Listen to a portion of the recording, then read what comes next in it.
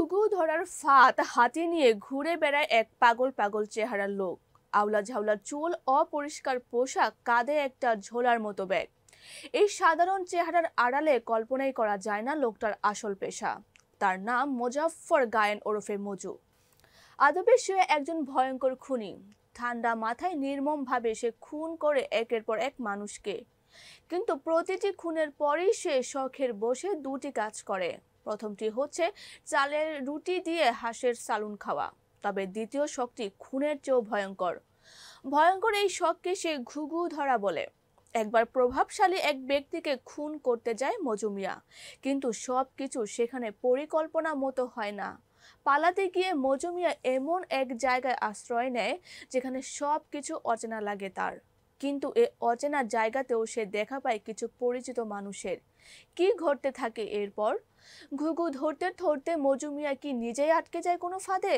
জানতে হলে দেখুন ওটিটি প্ল্যাটফর্ম চরকির অ্যান্থোলজি সিরিজ আধুনিক ভাতের হোটেলের শেষ পর্ব, হাঁসের সালুন। শরীফুল হাসানের হাঁসের সালুন একটি গল্প, দারুণ গল্প।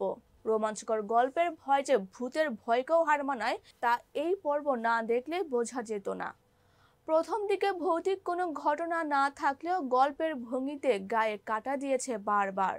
মজুমিয়ার চরিত্রে দুর্দান্ত অভিনয় করেছেন মোশাররফ করিম।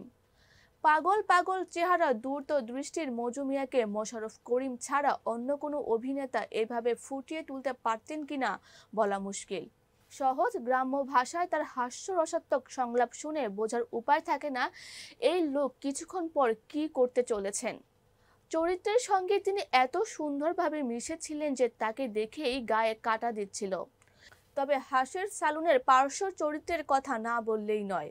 নির্দা নেহা, শিল্পী সরকার অপু, সালাউদ্দিন লাবলু প্রত্যেকেই তাদের চরিত্রের অনুযায়ী অসাধারণ অভিনয় করেছেন।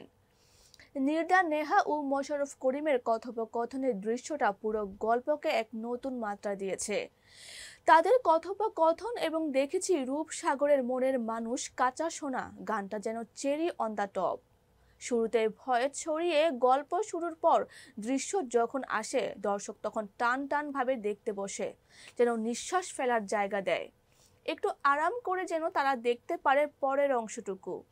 আধুনিক বাংলা হোটেলের প্রথম পর্ব বোয়াল মাছের ঝোল দিয়েই মুন্সিয়ানা দেখিয়েছেন নতুন নির্মাতা কাজী আসাদ।